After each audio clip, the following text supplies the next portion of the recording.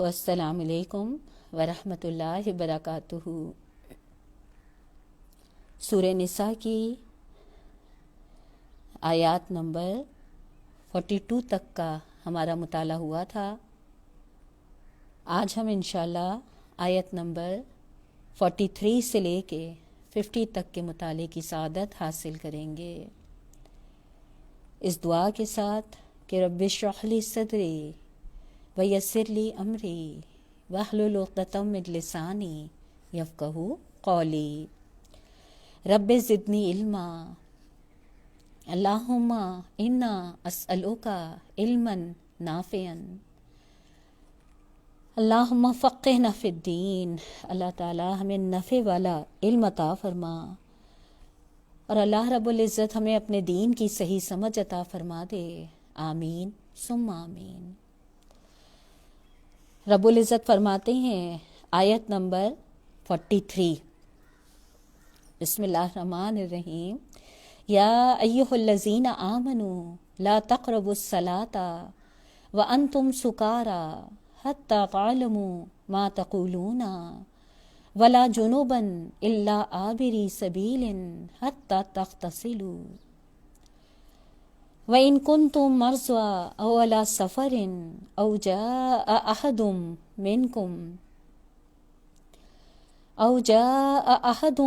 مِّنكُم مِّنَ الْغَائِطِ أَوْ لَامَسْتُمُ النِّسَاءَ فَلَمْ تَجِدُوا مَاءً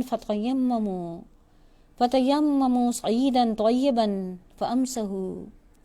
فَامْسَحُوا بِوُجُوهِكُمْ وَأَيْدِيكُمْ إِنَّ اللَّهَ کان عفوا غفورا۔ الم تر الی الذین اوتوا نصیبا من الکتاب یشترون الضلالۃ ویریدون ان تضلوا السبیل واللہ اعلم باعدائکم وکفی باللہ ولیا وکفی باللہ نصیرا۔ صدق اللہ العظیم۔ ترجمہ ہے آیات کا۔ اللہ رب العزت فرماتے ہیں، اے لوگو جو ایمان لائے ہو، جب تم نشے کی حالت میں ہو تو نماز کے قریب نہ جاؤ۔ نماز اس وقت پڑھنی چاہیے جب تم جانو کہ کیا کہہ رہے ہو، اور اسی طرح جنابت کی حالت میں بھی نماز کے قریب نہ جاؤ جب تک غسل نہ کر لو، الا یہ کہ راستے سے گزرتے ہو، اور اگر کبھی ایسا ہو کہ تم بیمار ہو یا سفر میں ہو، یا تم میں سے کوئی شخص رفع حاجت کر کے آئے، یا تم نے عورتوں سے لمس کیا ہو اور پھر پانی نہ ملے تو پاک مٹی سے کام لو، اور اس سے اپنے چہروں اور ہاتھوں پر مسح کر لو، بے شک اللہ نرمی سے کام لینے والا اور بخشش فرمانے والا ہے۔ ان آیات کی تشریح سے پہلے تھوڑا سا اگر ہم پچھلے سبق کی آیات پہ نگاہ ڈالتے جائیں، آپ محسوس کریں گے ان آیتوں میں بھی جو میں نے آج پڑھی ہیں اور گزشتہ آیتوں میں بھی اللہ تعالیٰ مسلسل ہمیں ہمارے معاملات زندگی کے حوالے سے رہنمائی فرما رہے تھے نا۔ پچھلی آیات میں آیت نمبر 35 میں اللہ رب العزت نے باہمی مسائل جو زوجین کے درمیان ہو جاتے ہیں ان کا حل پیش کرا تھا۔ پھر اس کے بعد آیت نمبر 36 میں اللہ تعالیٰ نے بندگی کا تصور واضح کرا تھا کہ دراصل اللہ تعالیٰ کے نزدیک بندگی صرف عبادات کا یا اخلاقیات کے مجموعے کا نام نہیں ہے، بلکہ معاملات جو دنیا میں مختلف قسم کے انسانوں کے ساتھ اللہ رب العزت نے جو عائد کرے ہیں، دراصل ان کی اللہ تعالیٰ نے فہرست بتائی تھی کہ ان انسانوں کے ساتھ وہ حسن معاملگی اختیار کرنا جو اللہ رب العزت نے فرمایا ہے، یہ سب دراصل بندگی کے زمرے میں آتا ہے۔ پھر آیت نمبر 36 اور 37 اور 38 میں اللہ رب العزت نے اپنے ناپسندیدہ لوگوں کی فہرست بتائی تھی، کون کون سی خصوصیات ہیں جو اللہ تعالیٰ کے ناپسندیدہ لوگوں میں پائی جاتی ہیں، جس میں جو اللہ کی اس بندگی کے تصور کو رد کر دیتا ہے وہ بھی اللہ کے ناپسندیدہ بندوں میں ہے، جو اللہ تعالیٰ نے جس کو فضل دیا ہے، سامان زندگی دیا ہے، چاہے وہ صلاحیت ہو، صالحیت ہو، قابلیت ہو یا دنیا کی نعمتیں ہوں، اگر وہ ان نعمتوں کو اللہ کے بندوں کی بھلائی کے لیے استعمال نہیں کرتا، کنجوسی کرتا ہے، وہ بھی اللہ کو ناپسند ہے۔ اور وہ جو اللہ کے حکم کے مطابق ان نعمتوں کو خرچ نہیں کرتا، وہ بھی اللہ تعالیٰ کو ناپسند ہے۔ پھر اس کے بعد آپ لوگوں نے آیت نمبر 39 اور 40 میں اللہ تعالیٰ نے جو جھنجھوڑا تھا اور پھر جو اجر بتایا تھا کہ تم لوگوں پر کیا آفت آ جائے گی اگر تم لوگ اللہ کی بات مان لوگے نا، اور پھر اس کے بعد اللہ تعالیٰ نے یہ ڈھارس بندائی تھی کہ تم ذرہ برابر بھی جو نیکی کرو گے، جو بھی اللہ کے احکام کی، جو بھی اللہ تعالیٰ طریقۂ بندگی تمہیں گزشتہ آیات میں بتا رہے ہیں، اگر جب تم ان کی اطاعت خوش دلی کے ساتھ کرو گے تو اللہ تعالیٰ کے یہاں تمہارا ذرہ برابر بھی اجر مارا نہیں جائے گا۔ پھر اس کے بعد آیت نمبر 41 اور 42، یہ وہ دو آیات تھیں جو میں نے آپ کے سامنے رکھی تھی کہ ہمارے پیارے نبی صلی اللہ علیہ وسلم صحابہ کرام سے ان آیتوں کی تلاوت فرماتے تھے کہ تلاوت کرو، اور پھر زار و قطار روتے تھے۔ یعنی آیت نمبر 40 اور 41 جو ہے، 40 اور 41، یہ اس گواہی کا احساس دلا رہی تھیں کہ سوچو تم ایک روز اللہ کے یہاں کھڑے کیے جاؤ گے، اور یہ جتنی حق کی آگاہی تمہیں مل رہی ہے اس قرآن کی آیات کے ذریعے، جو شعور اللہ تعالیٰ تمہیں دے رہا ہے، اگر تم نے اس شعور کے مطابق اپنے معاملات زندگی کو مرتب نہ کرا تو اللہ تعالیٰ کے یہاں کیا جا کے جواب دو گے نا۔ اس کے بعد آج جو میں نے آیتیں آپ کے سامنے پڑھی ہیں، اس میں اللہ تعالیٰ ہمارے زندگی کے ایک اور معاملے میں رہنمائی فرما رہے ہیں، اور وہ معاملہ ہے نماز کا نا۔ اللہ تعالیٰ نے فرمایا ہے جب تم نشے کی حالت میں ہو تو نماز کے قریب نہ جاؤ۔ اس کی تشریح جو مولانا مرحوم نے بیان کری ہے محترم نے، پہلے میں وہ آپ کے سامنے رکھ دیتی ہوں، پھر میں اس سے بات کرتی ہوں۔ یہ شراب کے متعلق دوسرا حکم ہے۔ پہلا حکم وہ تھا جو سورہ بقرہ کی آیت نمبر 219 میں گزرا، اس میں صرف یہ ظاہر کر کے چھوڑ دیا گیا تھا کہ شراب بری چیز ہے، اللہ کو پسند نہیں ہے۔ چنانچہ مسلمانوں میں سے ایک گروہ اس کے بعد ہی شراب سے پرہیز کرنے لگا تھا،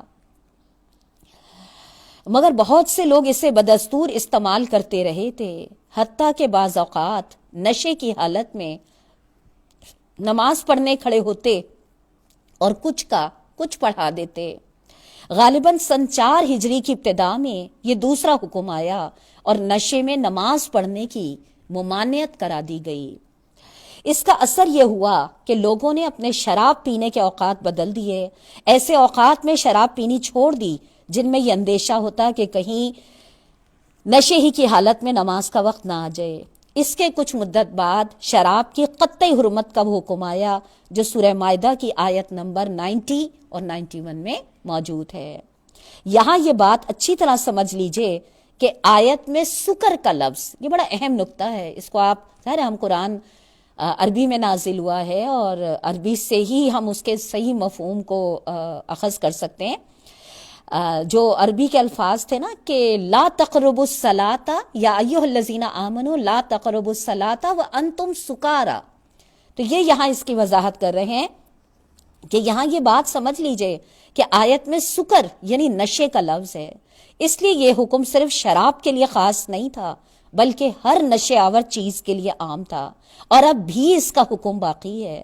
اگرچہ نشے آور اشیاء کا استعمال بجائے خود حرام ہے، لیکن نشے کی حالت میں نماز پڑھنا دوہرا اور عظیم تر گناہ ہے۔ اس تشریح سے 2-3 باتیں ہمارے سامنے واضح ہوتی ہیں۔ پہلی بات تو یہ ہے کہ اسلام انسانوں کی نفسیات، ظاہر ہے سورہ ملک میں ہم پڑھتے ہیں الا یعلم من خلق، کیا تمہیں وہی نہیں جانے گا جس نے تمہیں پیدا کرا؟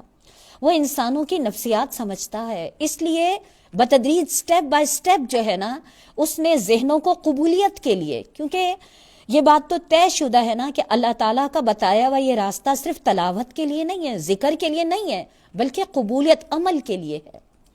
تو چونکہ انسانی مزاج جو ہے وہ تھوڑا تھوڑا کر کے چیزوں کو اپنے اندر جذب کرتا، ہم کہتے ہیں نا آہستہ آہستہ انشاءاللہ جو ہے ہم انشاءاللہ ضرور ان چیزوں پر عمل درآمد کریں گے نا، ہم کوشش انشاءاللہ پوری کریں گے۔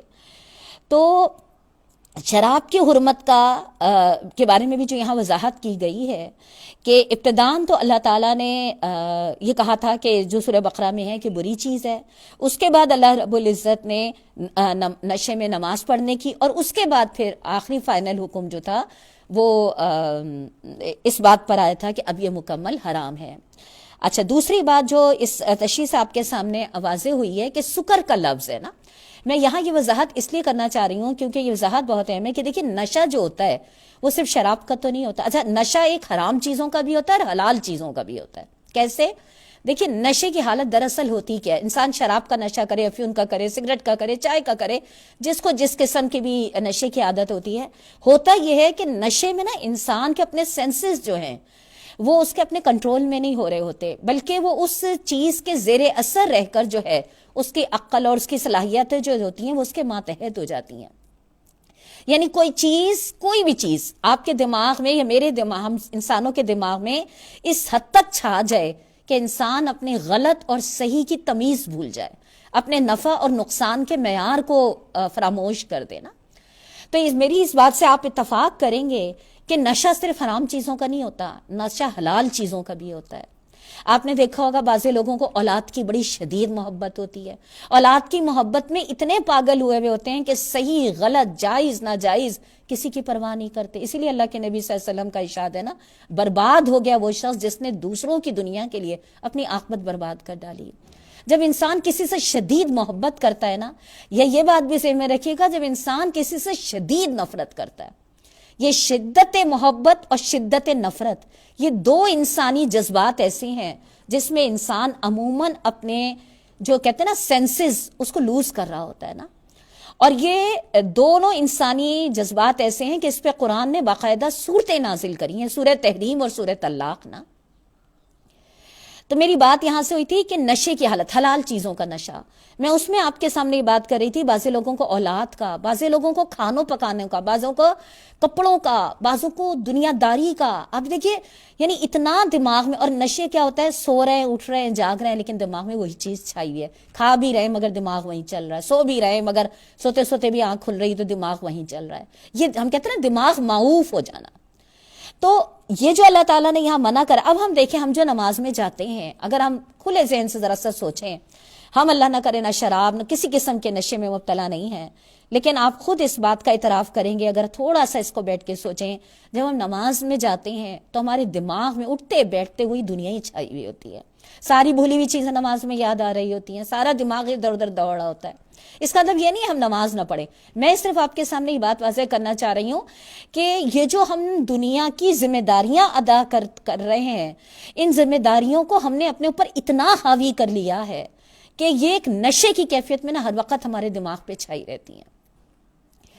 اور نماز بھی اللہ کے ذکر میں بھی، اور یہ بات بھی ذہن میں رکھیے گا جو ہم نے پڑھی کہ جس حال میں زندگی گزارو گے اسی حال میں موت دوں گا، اور جس حال میں موت دوں گا اسی حال میں اٹھاؤں گا۔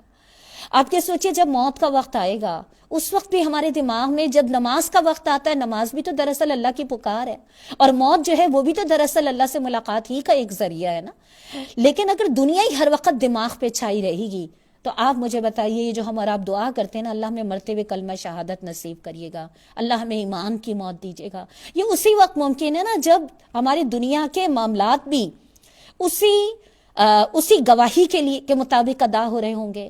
لیکن جب ہر وقت دنیا اور دنیا کی وہ ضروریات اور وہ خواہشات دماغ میں سوار رہیں گی تو حقیقت یہ ہے کہ اگر ہم ایک لمحے کے لیے بیٹھ کر سوچیں، اس میں ان کا ڈپٹی نذیر احمد کا ایک ناول ہے، مجھے اس کا نام یاد نہیں ہے، اس میں انہوں نے یہ والی اس بات کو بہت زیادہ نمایاں کرا ہے کہ جن فکروں میں ہم زندگیاں گزار رہے ہوتے ہیں نا، ہماری سانس بھی جب نکلتی ہے نا تو ہمارا دماغ وہیں پہ الجھا ہوا ہوتا ہے۔ لہٰذا یہ بہت ضروری ہے کہ دنیا کی ذمہ داریوں کو ذمہ داریوں کی حد تک نبھائیے، لیکن اتنا دماغ پہ سوار کر لینا کہ نماز پڑھتے ہوئے، سوتے ہوئے، حتیٰ کہ دعائیں مانگتے ہوئے بھی نا، آپ انشاءاللہ سورہ مائدہ اور سورہ انعام جب پڑھیں گے نا تو آپ اس میں اللہ تعالیٰ نے حضرت ابراہیم کی قوم کا جو واقعہ ہے تفسیر میں مولانا محترم نے بیان کرا ہے، اور اللہ تعالیٰ نے وہاں پہ حضرت ابراہیم کی قوم کا جو نقشہ بیان کرا ہے، تو جب اس کی تفسیر پڑھتے ہیں نا تو وہاں ہمیں یہ بات معلوم ہوتی ہے کہ جو مادہ، حضرت ابراہیم کی جو قوم تھی نا، مادہ پرست، یعنی دنیا کی ضروریات کو اس نے خواہشات کی حد تک اختیار کر رکھا تھا. اور وہ جو دعائیں مانگا کرتی تھی نا، وہ دعائیں بھی اس کی ساری دنیا ہی کی خوشحالی کے لیے، دنیا ہی کے فائدوں کے لیے ہوا کرتی تھی نا. میں اس کو پڑھتے میں سوچ رہی تھی کہ ہم بھی اگر اٹھا کے دیکھیں، جو کہ ہم نے یہاں آیت پڑھی ہے نا کہ اے لوگوں جو ایمان لائے ہو، جب نشے کی حالت میں ہو تو نماز کے قریب نہ جاؤ. میری اس ساری گفتگو کا مقصد یہ تھا کہ ہم بھی اگر دیکھیں، دعائیں بھی مانگنے جاتے ہیں تو وہ دعائیں جو ہمارے پیارے نبی صلی اللہ علیہ وسلم نے دنیا کی بھی بھلائی کی مانگی اور آخرت کی بھی بھلائی کی مانگی، اور جس بھلائی کے لیے دعا مانگی پھر انہوں نے اپنی محنتوں کو اور اپنی قربانیوں کو بھی دنیا اور آخرت دونوں ہی کی تیاری کے لیے مخصوص کرا. یہ نہیں کہ دعائیں تو دنیا اور آخرت دونوں کی مانگ رہے ہو مگر محنتیں ساری دنیا ہی کے پیچھے کرے چلے جا رہے ہیں. تو میری ساری بات کا مقصد یہ ہے کہ ہمیں تھوڑا سا یہ چیز، ہم کہتے ہیں نا اکثر کہ ہم نماز پڑھنے جاتے ہیں تو ہمارا ذہن لگا رہتا ہے، ہمیں کوئی طریقہ بتاؤ، تو یہ طریقہ جو بتائے جاتے ہیں کہ ترجمہ سے یاد ہونی چاہیے. بالکل اچھی بات ہے، ترجمے سے یاد ہو تو پھر ذہن لگے گا. پھر ایک اور یہ ہوتا ہے کہ تھوڑی سی اتنی اونچی آواز میں، کچھ فقہا کا یہ ہے کہ اتنی اونچی آواز میں پڑھ لو کہ اپنے کانوں میں آواز چلی جائے تاکہ توجہ یکسور ہے، کوئی حرج کی بات نہیں ہے. لیکن اصل بات یہ ہے کہ اگر ہم واقعی حی علی الفلاح، حی علی الفلاح کی صدا پہ یہ بات کہتے ہیں کہ واقعی اللہ تعالیٰ کے سوا کوئی طاقت نہیں ہے اور یہ ایک فلاح اور کامیابی کی صدا ہے، تو پھر ہمیں یہ سوچ لینا چاہیے کہ حتی الامکان اپنے ذہن سے جتنا ہم اپنی عام زندگی میں دنیا کو اپنے پہ سوار کرے رہیں گے نا، یہی نشے، یہی کیفیت جو ہے نماز کی حالت میں بھی ہوتی ہے. اور اس کا نتیجہ یہ ہوتا ہے کہ وہ جو علامہ اقبال نے کہا تھا نا، تیرے سجدے تجھے کہیں کافر نہ کر دے اقبال، کہ تو جھکتا کہیں اور ہے اور تو ہوتا کہیں اور. یعنی سجدہ تو تیرا زمین پہ ہوتا ہے اور زبان سے سبحان ربی الاعلیٰ بھی ہو رہی ہوتی ہے، لیکن دماغ تیرا وہی دنیا کی الجھنوں میں لگا ہوا ہوتا ہے. تو اس آیت کو پڑھتے ہوئے نا یہ ضرور سوچئے گا کہ ہم اس نشے کی حالت سے اپنے آپ کو کیسے بچانے کی کوشش کریں. تو ایک بڑا اچھا، آپ لوگوں نے اکثر ظاہر سوشل میڈیا یوز کرنے والے تو ان چیزوں سے بہت زیادہ واقف ہیں کہ قبرستان کے باہر ایک کتبہ لگا تھا کہ یہاں سارے وہ سو رہے ہیں جو سمجھتے تھے کہ ہمارے بغیر کوئی کام نہیں ہو سکے گا یا ہمارا گھر کیسے چلے گا. یا وہ جو ایک دو لفظوں کی لائن ہے نا، میں اہم تھا یہ میرا وہم تھا. یعنی جب میں ہر چیز کو اپنے پہ اس طرح سوار کرتی ہوں کہ میرے بغیر یہ کام نہیں ہو سکتا، میرے بغیر بچے نہیں پل سکتے، میرے بغیر گھر کا انتظام نہیں ہو سکتا، سب اللہ تعالیٰ کرتا ہے، بندہ تو بس عارضی طور پہ ہوتا ہے نا. لیکن جب میں اپنے دماغ پہ یہ چیزیں اتنی بٹھا لیتی ہوں تو یہ دراصل ہماری کیفیت کیا ہوتی ہے کہ ہم صحیح اور غلط، یعنی مجھے کیا سوچنا چاہیے، مجھے کس پہ بھروسہ کرنا چاہیے، مجھے اپنے اوقات کی تقسیم اور اپنی محنتوں اور صلاحیتوں کی سیٹنگ کیسے کرنی چاہیے، یہ چیز میرے ذہن سے محو ہو جاتی ہے. اور یہ بھی دراصل نشے کی حالت ہے. لہٰذا میں نماز میں بھی جاتی ہوں تو میرا ذہن وہی الجھا ہوتا ہے. تو اس کا مطلب یہ نہیں ہے کہ ہم نماز چھوڑ دیں، اس کا مطلب یہ ہے کہ ہم دنیا کو اپنے پہ سوار ہونے سے اپنے آپ کو بچانے کی کوشش کریں نا. نماز اس وقت پڑھنی چاہیے جب تم جانو کہ کیا کہہ رہے ہو. اس کی تشریح میں مولانا محترم نے بڑی پیاری بات لکھی ہے. اس بنا پہ پیارے نبی صلی اللہ علیہ وآلہ وسلم نے ہدایت فرمائی کہ جب کسی شخص پہ نیند کا غلبہ ہو رہا ہو اور وہ نماز پڑھنے میں بار بار اونگ جاتا ہے تو اسے نماز چھوڑ کر سو جانا چاہیے. بعض لوگ اس آیت سے یہ استدلال کرتے ہیں کہ جو شخص نماز کی عربی عبارات کا مطلب نہیں سمجھتا اس کی نماز نہیں ہوتی. لیکن یہ علاوہ اس کے ایک بے جا تشدد ہے. خود قرآن کے الفاظ بھی اس کا ساتھ نہیں دیتے. قرآن میں حتی تفقہوا یا حتی تفہموا ما تقولون نہیں فرمایا بلکہ حتی تعلموا ما تقولون فرمایا. یعنی نماز میں آدمی کو اتنا ہوش ہونا چاہیے کہ وہ یہ جانے کہ وہ کیا چیز اپنی زبان سے ادا کر رہا ہے. ایسا نہ ہو کہ وہ کھڑا تو ہو نماز پڑھنے اور شروع کر دے کوئی غزل. کیا بات واضح ہوئی؟ دراصل اس میں جن لوگوں نے جو بھی عربی کے الفاظ انہوں نے کہا نا کہ اب اس پہ بے جا تشدد یہ کرنا کہ اگر نماز میں تمہیں پتہ نہیں کہ تم کیا پڑھ رہے ہو تو اس کا مطلب نماز ہی نہیں پڑھنی چاہیے. نہیں، بالکل غلط. نماز انسان پڑھے، کوشش کرے، بار بار کوشش کرے اپنی توجہ کو. اور اس کے لیے بہت ضروری ہے کہ نماز کے ترجمے پہ بھی انسان غور کرے کہ میں جو اللہ تعالیٰ سے بات چیت کر رہی ہوں یا وہ ہے تو دراصل ایک تو یہ ہے کہ روایتی جملے بن گئے ہیں اور ایک یہ ہے کہ میں سوچ سمجھ کے شعور دے رہی ہوں، ساتھ بات کر رہی ہوں. یہ ضروری نہیں ہے کہ ہماری ہر وقت کی نماز کی یہ کیفیت ہو، لیکن کوشش یہ ہو کہ کم از کم 5 یا 6 نمازوں میں ہماری کوئی ایک نماز تو ایسی ہو. اور اسی لیے آپ یہ غور کریے گا کہ یہ جو تہجد کی نماز ہے اس کے بارے میں کہ انسان چاروں طرف کے تفکرات سے آزاد ہوتا ہے نا، لہٰذا اس لیے اس کو یہ کہا گیا نا کہ بھئی رب سے ملاقات اور تنہائی اور وہ سارا والا معاملہ نا. اچھا، دوسری بات جو اس میں نا کہ جب انسان کو نیند آ رہی ہو، اللہ کے نبی صلی اللہ علیہ وسلم بھوک بہت شدید ہو یا رفع حاجت کی ضرورت پیش ہو، تو بہتر یہ کہ آپ پہلے اپنی ضرورت سے فارغ ہو جائیں. اس کا مطلب کیا ہے؟ اللہ سے بات چیت کے لیے کھڑے ہو، اللہ کے دربار میں کھڑے ہو، ایسے کھڑے ہو جیسے کھڑا ہونے کا حق بنتا ہے. لہٰذا جو بھی تمہاری ضروریات حاجات ہیں ان سے پہلے سے تم فارغ ہو جاؤ تاکہ یکسوئی کے ساتھ نماز ادا کر سکو نا. اور پھر اس میں تھوڑی سی ایک اور بات بھی یہ ہوتی ہے، اکثر لوگ اس سے کہتے ہیں کہ جب نیند آ رہی ہے تو نماز چھوڑ دو اور پہلے نیند پوری کر لو. اب دیکھیں، اس میں عموماً لوگ فجر کی نماز کا یہ اعتراض لے کر آتے ہیں کہ بھئی ظاہر نیند کا غلبہ ہوتا ہے، پڑھی نہیں جا رہی ہوتی. اس کے لیے اب اگر واقعی مجھے فجر کی نماز کی ادائیگی کی فکر ہے تو پھر اس کے لیے میں صرف اتنا عذر کہہ کے نہیں مطمئن ہو جاؤں گی کہ نیند آ رہی ہوتی ہے پڑھی نہیں جاتی، بلکہ اس کے لیے پھر کیا، پھر میں اپنا تھوڑا سا ٹائم ٹیبل کو سیٹ کروں گی نا کہ رات کو دیر تک جاگنے کی وجہ سے جب میری نیند پوری نہیں ہوگی تو لامحالہ صبح فجر کی نماز کے لیے میں نہیں اٹھ پاؤں گی. یا دوپہر کو 10-15 منٹ کا جو قیلولہ ہے اگر میں اس میں تھوڑا سا آرام کر لیتی ہوں تو مختلف لوگوں کے مختلف مزاج ہوتے ہیں نا، لیکن مجھے اپنے مزاج کا یہ اندازہ ہے کہ اگر میں 10 منٹ کے لیے آنکھیں بند کر لوں تو پھر میرے لیے صبح فجر کے وقت میں اٹھنا آسان ہو جاتا ہے. تو یہ کرنا کہ جی نیند بہت ہے اس لیے نماز نہیں پڑھی، یہ عذر نہیں بنا. نیند کس وجہ سے پوری نہیں ہو رہی، ان راتوں کو دیر دیر تک بیٹھے ہوئے. حالانکہ ہم پڑھتے ہیں کہ اللہ کے نبی صلی اللہ علیہ وسلم نے رات کے، لیکن ہمارے تو کہتے ہیں نا زندگی گزارنے کا کچھ انداز ہی ایسا ہو گیا ہے. لیکن اگر واقعی اللہ کی بارگاہ میں کھڑے ہونے کی اور اس بھلائی کی کہ الصلاۃ خیر من النوم، لوگوں نماز نیند سے بہتر ہے. یہی عصر کا وقت بھی آپ دیکھیں یہ معاملہ ہو رہا ہوتا ہے کہ عصر کا وقت ہو رہا ہوتا ہے اور نیند کے جو انسان کی کیفیت ہوتی ہے. تو لہٰذا اس سے یہ مت انسان اپنے لیے گنجائش نکالے کہ ٹھیک ہے میں نماز چھوڑ دوں، نیند پہلے پوری کر لوں، نہیں، بلکہ اپنی نیند پوری کرنے کے جو دیگر اسباب ہیں ان پہ توجہ دے اور اپنی نماز کی حفاظت کی کوشش کرے. اس کے بعد جو اگلے جملہ اللہ تعالیٰ نے کہا، جنابت کی حالت میں بھی نماز کے قریب نہ جاؤ جب تک غسل نہ کر لو، الا یہ کہ راستے سے گزرتے ہو. اس کی تشریح میں جو حاشیہ نمبر 67 ہے اس میں مولانا محترم نے اس کی بڑی اچھی وضاحت کری ہے کہ جنابت کی کیفیت رشتہ زوجیت کے حوالے سے بھی، اور ہر انسان مختلف کیفیتوں سے گزرتا ہے، تو اس صورت میں بھی غسل کے بعد ہی نماز کی حکم ہے. اور دوسرا جو ہے کہ جب تک اللہ یہ کہ راستے سے گزرتے ہو. فقہاء اور مفسرین میں سے گروہ نے اس آیت کا یہ مفہوم سمجھا ہے کہ جنابت کی حالت میں مسجد میں نہیں جانا چاہیے اللہ یہ کہ کسی کام کے لیے مسجد سے گزرنا ہو.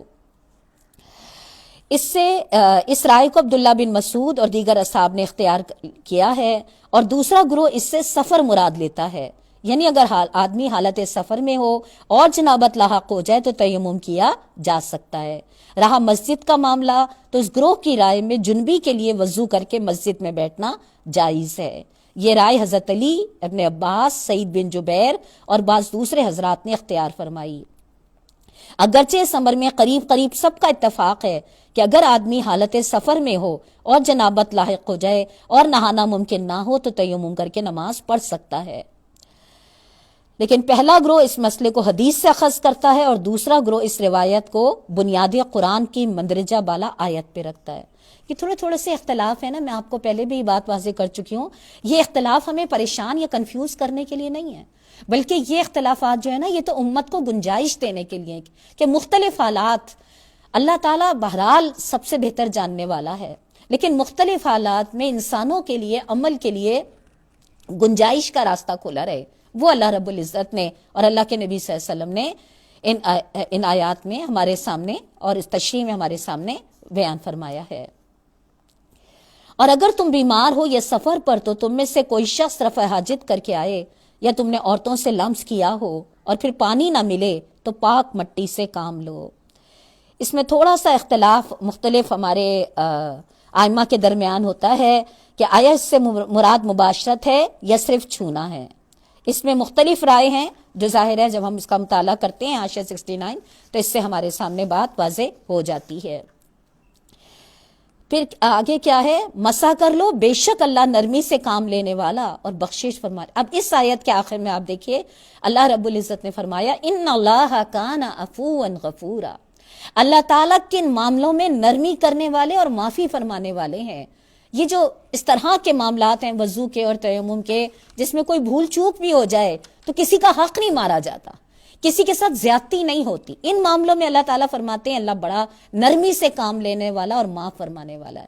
لیکن جہاں حقوق العباد کی بات آتی ہے، جو ہم پیچھے وراثت کے قوانین اور آپس کے مسائل، طلاق اور اس کے پڑھ کے گئے، وہاں آپ نے دیکھا وہاں اللہ تعالیٰ نے یہ نہیں کہا کہ ان اللہ کان عفوا غفورا، کہ اللہ بڑا معاف کرنے والا، نہیں، وہاں تو اللہ تعالیٰ نے کہا کہ تم حد الامکان جو ہے زیادتی سے بچو، اس لیے کہ اللہ حساب لینے میں بڑا سخت ہے۔ لیکن ان معاملوں میں، اور جب یعنی تیمم کا معاملہ آیا تو کہا اللہ بڑا نرمی سے کام لینے والا۔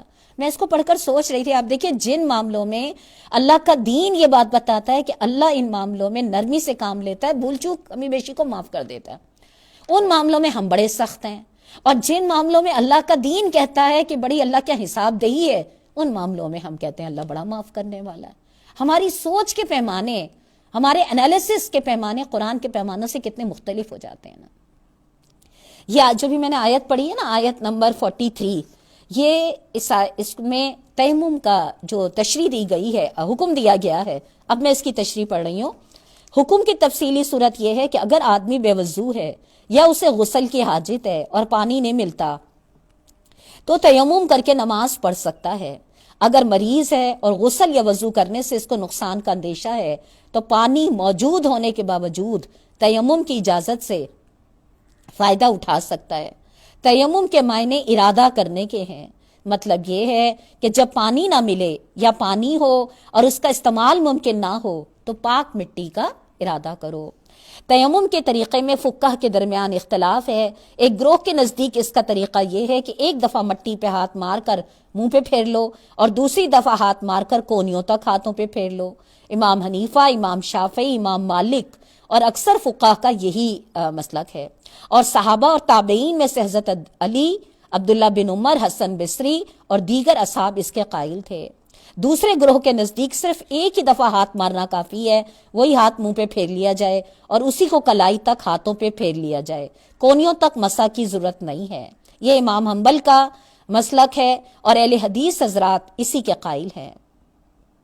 تیمم کے لیے ضروری نہیں کہ زمین ہی پہ ہاتھ مارا جائے، اس غرض کے لیے ہر گرد آلود چیز، ہر وہ چیز جو خشک اجزائے ارضی پہ مشتمل ہو وہ کافی ہے۔ بعض لوگ یہ اعتراض کرتے ہیں کہ اس طرح مٹی پہ ہاتھ مار کر منہ اور ہاتھوں پہ پھیر لینے سے آخر طہارت کیسے حاصل ہوگی؟ لیکن در حقیقت یہ آدمی میں طہارت کی حس اور نماز کا احترام قائم رکھنے کے لیے ایک اہم نفسیاتی تدبیر ہے۔ اس سے فائدہ یہ ہے کہ آدمی خواہ کتنی مدت تک پانی استعمال کرنے کی پر قادر نہ ہو، بہرحال اس کے اندر طہارت کا احساس برقرار رہے گا۔ پاکیزگی کے جو قوانین شریعت میں مقرر کر دیے گئے ہیں ان کی پابندی وہ برابر کرتا رہے گا، اور اس کے ذہن سے قابل نماز ہونے کی حالت اور قابل نماز نہ ہونے کی حالت کا فرق کبھی محو نہ ہو سکے گا۔ بہت اہم تشریح ہے، اور کتنی یعنی پڑھنے کے بعد لگتا ہے نا کہ کس قدر اللہ کے دین میں حکمتوں کے ذخیرے پوشیدہ ہے نا۔ انسان جتنا غور کرتا جاتا ہے تو واقعی اندر سے نکلتی ہے سبحان اللہ، کہ بعض اوقات ہم ان چیزوں کو سمجھ بھی نہیں پا رہے ہوتے، ہم کہتے ہیں اس میں کیا حرج ہے، اس میں کیا حرج ہے۔ اس میں 2-3 باتیں بتائی گئیں۔ پہلی بات تو آپ یہ دیکھیے جو ہے نا کہ مٹی پہ ہاتھ مار کے لوگ اعتراض کرتے ہیں مٹی پہ ہاتھ مار کے بھلا کون سا پاکی مل جاتی ہے نا، تو اس کا جواب دیا گیا کہ مٹی پہ ہاتھ مار کے پاکی نہیں ملتی، بلکہ دراصل وہ احساس ہے کہ انسان کو یہ احساس رہے کہ میں اللہ کے دربار میں جا رہا ہوں۔ تو ٹھیک ہے وہ پاکی، اس میں ہم پڑھتے ہیں نا کہ پاکی نہ مٹی میں ہے نہ پانی میں ہے، پاکی تو دراصل اللہ تعالیٰ کے احکام میں۔ اسی طرح آپ کو یاد ہوگا ایک جملہ اکثر ہماری بات چیت میں رہتا ہے کہ ثواب نہ سحری میں ہے نہ افطار میں ہے، ثواب تو دراصل اللہ تعالیٰ کی اطاعت میں ہے۔ ہم لوگ نا ان چیزوں پہ ڈیپینڈ کرنے لگ جاتے ہیں، جو ان چیزوں میں الجھنے لگ جاتے ہیں، حالانکہ دراصل ان چیزوں کے پیچھے جو اصل روح ہے، لاجک ہے، وہ اللہ تعالیٰ کی اطاعت ہے۔ اللہ تعالیٰ نے کہا پانی سے پاکی ہو جاتی ہے، ہم نے مان لیا۔ اللہ تعالیٰ نے کہا اگر کچھ ایسا مسئلہ ہے کہ پانی تکلیف دہ ہے یا میسر نہیں ہے یا اور اس طرح کا کوئی معاملہ ہے تو کوئی بات نہیں، مٹی سے بھی پاکی ہو جائے گی تو ہو جائے گی، اللہ تعالیٰ نے کہا ہے نا۔ اب اس کے بعد میری اور آپ کی عقلیں اور لاجک جھاڑنا کہ نہیں جی یہ بتائیے کہ مٹی سے کیسے پاکی ہوتی ہے۔ تو وہ چیز دراصل بتائی گئی ہے کہ دراصل جو پاکی ہے نا وہ اللہ کے حکم کی اطاعت میں، نہ کہ اس طرح کی بحثوں میں۔ دوسری بات جو اس میں آپ کے سامنے آئی کہ امام حنبل ہیں، ایک طرف وہ کہتے ہیں ایک دفعہ ہاتھ مارا اور منہ پہ پھیر لیا احساس کافی ہے۔ امام شافعی، وہ امام حنیفہ اور امام شافعی اور امام مالک اصحاب جو ہیں وہ اس رائے کے قائل ہیں کہ مٹی، وہ خشک اجزاء والی مٹی پہ ہاتھ مارا جائے، بھلے وہ مٹی دروازے کی ہو، درخت کی ہو، کھڑکی کی ہو، کسی بھی اس کی ہو، خشک مٹی ہو، بس اس پہ ہاتھ پھیر 3 دفعہ پھیر کے منہ پہ پھیر لیا جائے۔ اب اگر کوئی 3 دفعہ منہ پہ اور بازو پہ پھیر لیتا تو بھی کوئی گناہ کا کام نہیں کرتا، اور اگر کوئی ایک دفعہ کر لیتا ہے، اصل تو وہ احساس پیدا کرنا ہے نا۔ جب مقصد سے غرض ہوگی نا تو پھر ان چیزوں میں ہم نہیں الجھیں گے، لیکن ہم نے اسی کی بنیاد پہ فرقوں کی حد بندیاں کر رکھی ہیں۔ تم اہل حدیث ہو تو تمہیں تو 3 دفعہ نہیں ہاتھ پھیرنا چاہیے۔ میں اس دن سن رہی تھی، مجھے بڑی اچھی بات لگی کہ اگر ایک عام انسان اسلام کی طرف آئے تو وہ یہ کہے کہ میں مسجد میں جا کے نماز پڑھنا چاہتا ہوں یا میں مسلمان بننا چاہتا ہوں، کون سا مسلمان بنوں؟ اہل حدیث والا مسلمان بنوں، حنفی والا مسلمان بنوں، کون سا مسلمان بنوں نا؟ تو آپ یہ دیکھیے کہ سمپل سی بات ہے، اگر ہم غور کریں، ابھی ہم جتنی بھی تشریح آپ کی جو تفسیر میں آپ کے سامنے پڑھ رہی ہوں، آپ غور کریں گے اس میں کسی مسلک پر نہ زور نہیں ہے۔ مولانا محترم نے وہ بھی بتا دیا، وہ بھی بتا دیا، دونوں مسلک اپنے اپنے مقام اور اپنے اپنے حالات کے لحاظ سے اپنی اپنی جگہ درست ہے۔ جس نے وہ اختیار کرا اس نے بھی گناہ نہیں کرا، وہ بھی دین سے باہر نہیں گیا، جس نے یہ اختیار کرا وہ بھی دین۔ یہ تو انسانوں کی سہولت کے لیے مختلف طریقے جو سامنے آئے ہیں کہ انسانوں کو مشقت نہ ہو، حالات کے لحاظ سے ان کے پاس سہولت اور رعایت رہے، ہم نے اسی کو اپنے لیے مشقت بنا لی ہے، دیواریں کھڑی کر دی۔ تو سیدھا سادہ اسلام، اگر ایک انسان اسلام کی طرف آنا چاہتا ہے، وہ کہتا ہے یہ اٹھاتا ہوں یہ اہل حدیثوں کی کتاب ہے، وہ اٹھاتا ہوں امام حنیفہ کی دیوبندیوں کی کتاب ہے۔ آپ مجھے بتائیے جو تفسیر ہم پڑھ رہے ہیں، میں اس کے بارے میں پڑھ رہی تھی نا، مولانا محترم پہ لوگ اعتراضات کیا کرتے تھے کہ یہ بتائیے آپ اہل حدیث ہیں کہ حنفی، آپ اہل حدیث بناتے ہیں کہ حنفی بناتے ہیں؟ انہوں نے کہا میرے بھائی نہ اہل حدیث نہ حنفی، میں تو اللہ کے دین کو، اللہ کے دین کے مزاج سے جس چیز کو قریب پاتا ہوں چاروں اماموں کے قول کو، میں تو وہ بیان کر دیتا ہوں۔ اس میں کوئی مسلک والی بات پوچھا جائے، ہمارے چاروں خلفائے راشدین کا کیا مسلک تھا؟ ہمارے چاروں اماموں نے جو بھی چیزیں منتقل کری ہیں وہ ہمارے پیارے نبی اور ان کے خلفائے راشدین اور ان کے اصحاب ہی سے تو آگے منتقل کری ہیں، لہٰذا کوئی بھی چیز ایسی نہیں ہے جو خدا نہ کرے ہمیں قید بندیوں میں جکڑ دے یا ہمیں دین سے باہر کر دے۔ ذہنوں کو کھلا رکھنا، دلوں میں کشادگی رکھنا، یہی دین کا مزاج ہے۔ اس کے بعد اگلی جو آیت ہے، آیت نمبر 44، تم نے ان لوگوں کو بھی دیکھا جنہیں کتاب کے علم کا کچھ حصہ دیا گیا، وہ خود ضلالت کے خریدار بنے ہوئے ہیں اور چاہتے ہیں کہ تم بھی راہ گم کر دو۔ اللہ تمہارے دشمنوں کو خوب جانتا ہے اور تمہاری حمایت اور مددگاری کے لیے اللہ ہی کافی ہے۔ آیت نمبر 45 کا ترجمہ میں نے آپ کے سامنے پڑھا ہے۔ اس کی وضاحت میں مولانا محترم نے بڑے اچھے الفاظ لکھے ہیں، بڑے واضح انداز میں واضح کرا ہے کہ علماء اہل کتاب کے متعلق قرآن نے اکثر یہ الفاظ استعمال کیے ہیں کہ انہیں کتاب کے علم کا کچھ حصہ دیا گیا۔ اس کی وجہ یہ ہے کہ اول تو انہوں نے کتاب الہی کا ایک حصہ گم کر دیا تھا، پھر جو کچھ بھی کتاب الہی میں ان کے پاس موجود تھا اس کی روح اور اس کے مقصد سے وہ بیگانہ ہو چکے تھے۔ ان کی تمام دلچسپیاں لفظی بحثوں، احکام کے جزیات اور عقائد کی فلسفیانہ پیچیدگیوں کی تک محدود تھیں۔ یہی وجہ تھی کہ وہ دین کی حقیقت سے ناآشنا اور دینداری کے جوہر سے خالی تھے، اگرچہ علماء دین اور پیشوایان ملت کہے جاتے تھے۔ بہت اہم یہ وضاحت ہے، ہمارے موجود دور پہ بھی بالکل امپلیمنٹ ہوتی ہے نا، کہ کتاب کا کچھ حصہ دینے کا، یعنی ایک تو علماء یہود کے بارے میں کہ جو اللہ تعالیٰ نے احکام نازل کرے تھے، آپ میں سے جن لوگوں نے قرآن کی تفاسیر وغیرہ پڑھی ہوں گی ان کو خوب اچھی طرح اندازہ ہوگا کہ کس طرح ان لوگوں نے اپنی کتابوں میں رد و بدل کرا ہوا ہے نا. تو ایک تو یہ کہ جو اللہ نے احکام نازل کرے اس میں سے بھی جو چیزیں ان کو تھوڑا ان کے نفس پہ بوجھل ہوتی تھیں یہ اس کو آگے پیچھے کر دیا کرتے تھے. تو اور پھر دوسرا یہ کہ جو کچھ تھا اس کی بھی نا روح سے بیگانہ ہو چکے تھے اور چھوٹی چھوٹی بحثوں میں الجھتے رہتے تھے. جیسے میں اس کی ایک موٹی سی مثال اگر آپ کو دوں، نماز ہے، روزہ ہے، حج ہے، زکوٰۃ ہے، میں پانچوں عبادات کی بات کرتی ہوں. نماز کی روح کیا ہے؟ سب انسانوں کی برابری اور اللہ سے ملاقات. روزے کی روح کیا ہے؟ انسانیت کا غم اور خیر خواہی اندر اترنا، اللہ کے قریب جانے کے لیے. حج کی روح، زکوٰۃ کی روح کیا ہے؟ کہ اللہ تعالیٰ نعمتیں دے رہا ہے تو اللہ کے بندوں کی خیر خواہی کے لیے اپنے خون پسینے کی کمائی سے ان کا حق ادا کرنا. حج کی روح کیا ہے؟ کہ اللہ کی محبت میں اللہ کی قائم کی ہوئی نشانیوں کو یاد کر کے، جڑ کے، مل کے اس مشن کے لیے اپنے آپ کو تیار کرنا جو اللہ نے قرآن میں مومنین کے سپرد کیا ہے. آپ دیکھیے یہ ان کے مقاصد ہیں نا، ساری عبادات کے مقاصد ہیں، مگر ہم کہاں الجھ گئے. اچھا یہ بتائیے کہ عورتوں کی نماز نیچی ہوتی ہے کہ مردوں کی نماز اونچی ہوتی ہے؟ اچھا بتائیے ہاتھ جو ہے وہ ناف پہ ہوتا ہے کہ سینے پہ ہوتا ہے؟ جو آج امت کی حالت ہے نا کہ چھوٹی چھوٹی بحثوں پہ الجھ رہے ہیں، بالکل یہی حالت علماء یہود کی بھی تھی. وہ بھی علماء دین کہلاتے تھے اور اصل مقصد سے بیگانہ تھے. اور آج ہمارے یہاں بھی، میں سارے علماء کی بات نہیں کر رہی، ہر دور میں اچھے برے، ہر دور میں کمی بیشی پائی جاتی ہے. اس کا مطلب یہ نہیں اللہ نہ کرے کہ ہم سب کی نفی کریں، لیکن ہمیں پہچاننا چاہیے کہ کون سے علماء اہل علم کہلانے کے مستحق ہیں، جو ہمیں دین کی اصل دعوت، مکمل دعوت کی طرف جو دین کے ماننے والوں کو ٹکڑوں میں تقسیم کر دیں، وہ دین کی روح نہیں سمجھتے. دین سب کو ایک انسانیت کے رشتے سے جوڑتا ہے. لہٰذا جو چھوٹی چھوٹی باتوں پہ تعصب کی دیواریں کھڑی کر دیں، مسلکوں کے فتووں کی بنا پہ مسلمان کو مسلمان سے دور کر دیں، وہ دین کی روح کے حوالے سے ظاہر ہے وہ چیز نہیں ہے نا.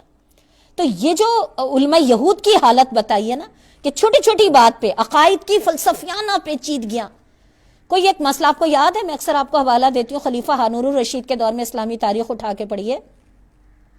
خلیفہ ہارون الرشید کے دور میں امام حنبل کو جو کوڑے پڑے تھے نا، مارنے والا بھی مسلمان تھا اور مار کھانے والا بھی امام حنبل جیسا انسان تھا نا. اللہ تعالیٰ ان کی بہترین بخشش کرے. مسئلہ کیا تھا؟ یعنی ہارون الرشید کا دور مسلمان دور حکومت کا دور تھا. کس بات پہ بحث ہو رہی تھی؟ کہ قرآن جو ہے وہ اللہ کی مخلوق ہے کہ اللہ تعالیٰ کا کلام ہے. اس بات پہ دو خلیفہ آئے، اور اس وقت میں وہ پورا واقعہ تو نہیں لوں گی امام حنبل کا، کہ ان کی پیٹھ پہ کوڑے برسائے انہوں نے نا، صرف کس بات پہ کہ کہتے تھے کہ کہو یہ اللہ کا کلام نہیں، اللہ کی مخلوق ہے. اللہ کی مخلوق فنا ہو جائے گی، اللہ کا کلام ہمیشہ رہے گا. بڑے بڑے اس وقت کے جو علماء تھے انہوں نے بادشاہ وقت کے ظلم کی وجہ سے سمجھوتا کرا اور ان کی بات کو مانا. تو ہر دور میں اس طرح کا معاملہ ابھی بھی اس وقت جو ہم یہاں پڑھ رہے ہیں نا، جو اللہ تعالیٰ نے کہا کہ خود تم نے ان لوگوں کو بھی دیکھا جنہوں نے کتاب کے علم کا کچھ حصہ گم کر دیا. اب یہ تم کون ہے؟ ہم قرآن پڑھ رہے ہیں، ہم اللہ سے مانگ رہے ہیں غیر المغضوب علیہم ولا الضالین، اللہ ہمیں ان لوگوں کے راستے سے بچائیے گا جن پہ آپ کا غضب ہوا. اللہ تعالیٰ ہمیں بتا رہے ہیں کہ تم نے دیکھا تم سے پہلے جو علماء کہلاتے تھے اہل یہود کے، وہ علماء کہلاتے تھے لیکن دین کی روح سے ناواقف تھے. تو دیکھو تم اپنے درمیان بھی اس چیز کا لحاظ کرو کہ جو دین کی روح کو نہ سمجھے، مقصد کو نہ سمجھے اور چھوٹی چھوٹی چیزوں میں الجھا دے، وہ علماء دین کہلانے کا مستحق نہیں ہے اللہ کے نزدیک نا. کیا کہا؟ وہ خود ضلالت کے خریدار بنے ہوئے ہیں اور چاہتے ہیں تم بھی راہ گم کر دو. یعنی خود بھی چھوٹی چھوٹی چیز میں الجھے ہوئے اور عوام الناس کو بھی چھوٹی چھوٹی چیزوں میں الجھایا ہوا ہے. اللہ تمہارے دشمنوں کو خوب جانتا ہے، وہ تمہاری حمایت اور مددگاری کے لیے کافی ہے. ایسے لوگ جو ہیں جو علماء کی صورت میں، علم رکھنے والوں کی صورت میں تمہارے سامنے آئے، لیکن علم کے جوہر کو تمہارے سامنے رکھنے کے بجائے چھوٹی چھوٹی چیزوں پہ تمہیں الجھا دیں، ان کے پیچھے تم مت چلو. اللہ پر بھروسہ رکھو، اللہ تمہاری مدد کے لیے کافی ہے. اور جو لوگ یہودی بن گئے ہیں، ان میں کچھ لوگ ہیں جو الفاظ کو ان کے محل سے پھر دیتے ہیں. آیت نمبر 46 کا ترجمہ پڑھ رہی ہوں.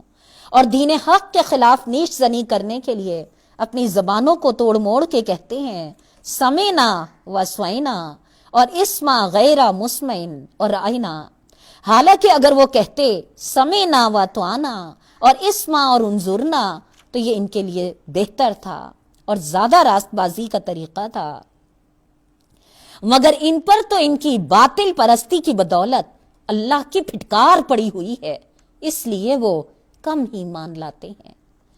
آپ نے غور کرا آیت نمبر 46 کے آخری جملے، اللہ کی پھٹکار، ولیکن لعنہم اللہ، ان پہ اللہ کی پھٹکار پڑی ہوئی ہے اس لیے کم ایمان لاتے ہیں۔ اس کا مطلب یہ ہے کہ اللہ کی پھٹکار صرف یہ نہیں ہے کہ انسان کو ایمان لانے کی توفیق نہ نصیب ہو، بلکہ یہ بھی اللہ کی پھٹکار کی علامت ہے کہ انسان تھوڑا کم ایمان لائے۔ کم ایمان کیا ہوتا ہے؟ کم ایمان کا یہ مطلب نہیں 2 کلمے یاد کر لیے 4 کلمے چھوڑ دیے، نہیں، کم ایمان کا مطلب یہ ہے جو اپنی مرضی کی بات، جو اپنی سہولت کی، اپنے مزاج کے مطابق بات لگی وہ تو آگے بڑھ کے لے لی، اور جس میں اپنے نفس پہ زیادہ ضرب پڑ رہی ہے اس کو یہ کہہ کے کہ ان اللہ غفور الرحیم۔ جیسے اگر میں پھر آپ کو ایک چھوٹی سی مثال دیتی چلی جاؤں، جہاں تک نماز روزے کی بات ہے تو ہم تو نفل روزوں کے بارے میں بھی پوچھتے ہیں، اچھا بتائیے اس دن کا روزہ ہے کہ نہیں، اچھا بتائیے اس دن کا روزہ ہے کہ نہیں، اچھا بتائیے اس رات جاگنا چاہیے کہ نہیں جاگنا چاہیے۔ یہاں پہ تو اگر ہم اٹھا کر دیکھیں، لیکن دوسری طرف ہم یہ دیکھتے ہیں سود پہ کاروبار چل رہے ہیں، بے حیائی کا ناچ نچایا جا رہا ہے، حرام کمائی اور رشوت کا چال چلن سب طرف دورہ ہے، مگر کیا ہے ان معاملوں میں کیا کہہ کے اپنے آپ کو پیچھے روک لیتے ہیں کہ یہ تو ہمارے بس کی بات نہیں ہے، حالانکہ حقیقت میں ایسی بات بالکل ہے نہیں۔ جدوجہد کرنا، کوشش کرنا، جو غلط ہے وہ غلط ہے، چاہے وہ نماز کی غلطی ہو یا چاہے وہ معاملات زندگی کی غلطی ہو نا۔ تو اللہ کی پھٹکار کیا ہے؟ ایک بات تو یہ آ گئی۔ دوسری بات آپ نے اس آیت میں غور سے شاید سنی ہو، جو لوگ یہودی بن گئے ہیں، یعنی اس کا مطلب کیا ہے؟ اس کی تشریح میں مولانا محترم نے لکھا ہے یہ نہیں فرمایا کہ یہودی ہیں، بلکہ یہ فرمایا یہودی بن گئے ہیں، کیونکہ ابتداً تو وہ مسلمان ہی تھے، جس طرح ہر نبی کی امت اصل میں مسلمان ہوتی ہے، مگر بعد میں وہ صرف یہودی بن کے رہ گئی۔ اس سے ایک بڑی اہم بات واضح ہوتی ہے، قرآن کے مختلف مقامات پہ یہ آیتیں آتی ہیں نا کہ جو بھی ایمان لایا اللہ پر، روز آخر پر، خواہ وہ یہودی ہو کہ عیسائی ہو، وہ جنت میں جائے گا۔ تو اکثر مسلمان یہ سوال کرتے ہیں یہودی اور عیسائی کیسے جنت میں جائیں گے نا؟ تو یہ بات ذہن میں رکھیے گا، جو بھی میں نے یہاں آپ کے سامنے پڑھی ہے، ہر نبی کی امت ابتدا میں مسلم ہوتی ہے، بعد میں جب وہ اپنے دین میں رد و بدل کر دیتی ہے، آپ سورہ حدید پڑھیں تو آپ کو بہت اچھی طرح وضاحت ملے گی کہ یہودیوں نے اپنے آپ کو جو یہودی کہلوایا ہے، یہ ان کی نسبت حضرت موسیٰ کے انتقال کے بہت عرصے بعد قائم ہوئی ہے۔ اسی طرح حضرت عیسیٰ کے حواریوں نے یا ان کے ساتھیوں نے جو اپنے آپ کو نصارہ یا عیسائی کہلوایا، یہ بھی حضرت عیسیٰ کے انتقال کے بہت عرصے بعد ہوا ہے۔ جب لوگ اپنے اصل، جیسے آج، اب میں اس طرف آتی ہوں، جیسے آج پیارے نبی کی امت کا جو قرآن نے کہا نا اللہ نے تمہارا نام مسلم رکھا ہے، لہٰذا مرتے دم تک مسلم ہی رہنا، سورہ بقرہ میں ہمارا نام واضح ہے نا۔ لیکن آج ہم کس میں بڑھ گئے؟ ہم اہل حدیث ہیں، ہم شافعی ہیں، ہم دیوبندی ہیں، ہم جماعتی ہیں، ہم فلاں ہیں، ہم ڈھمکا ہیں، ہم فلاں ہیں، ہم فلاں ہیں، ہم صرف مسلمان۔ اللہ نے تمہارا نام مسلم رکھا ہے، لہٰذا مرتے دم تک مسلم ہی رہنا۔ جب ہم اپنی اصل شناخت چھوڑ بیٹھتے ہیں اور اپنے آپ کو مسلکوں میں اور دائروں میں قید کر لیتے ہیں، یہ ہمارا مسلک ہے اس لیے ہم دیوبندی ہیں، یہ فلاں کا مسلک ہے اس لیے وہ اہل حدیث ہے، نہ، ہم صرف مسلمان ہیں۔